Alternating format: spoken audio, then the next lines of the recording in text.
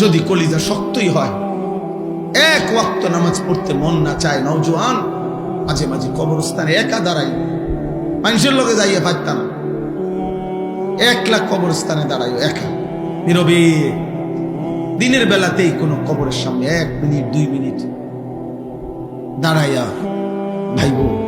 এই মানুষগুলো জমিনে কোলাহল করত, এই জমিনে এই মানুষগুলো ব্যস্ত ছিল। আজ পৃথিবী ঠিকই আছে, ওরা আর নাই। আকসিরু যিকরা হাদিমিল লাযযাত, আল্লাহ নবী সাল্লাল্লাহু আলাইহি ওয়াসাল্লাম বলছেন, উম্মত সমস্ত স্বাদ, আনন্দ, উল্লাস, ফুর্তি, সব মজা শেষ করে দিবে যেই মৃত্যু, সেই মৃত্যুকে বেশি বেশি স্মরণ করো। সব সব ঠান্ডা করে দিবে, সব স্তব্ধ করে দিবে, সব স্তব্ধ করে দিবে। আল্লাহ তাআলা বলেন, মিনকুম মান ইউতাওয়াফা মিন ক্বাবলু, আমার বান্দা মনে রেখো, আমি কিন্তু সকলকেই যুবক, সকলকেই বৃদ্ধ মানাই না। মায়ের পেট থেকে বের করার পরে চলতি পথে আমি আল্লাহ তাআলা অনেককেই মৃত্যু দিয়ে ফেলি। দেখ কথা বলে না, জন্মিলেই তো বুড়া হয়, প্রত্যেকটি বাচ্চাই তো নিশ্চিত বুড়ো হয়।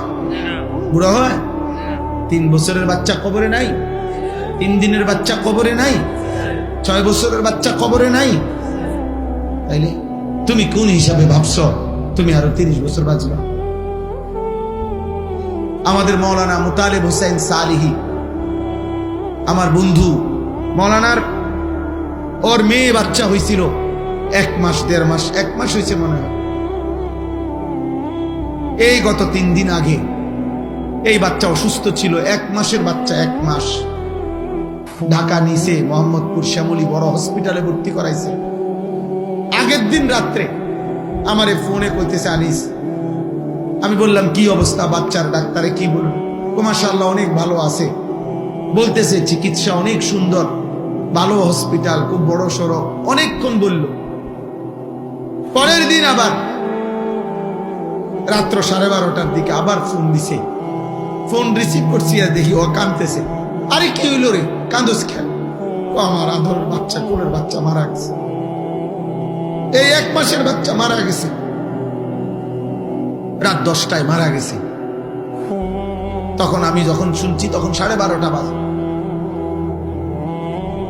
পরে কথা বলতেছি আর সান্ত্বনা দিতেছিলাম, তো বললাম যে বাচ্চাটা এখন কোথায়, তুই কই এখন?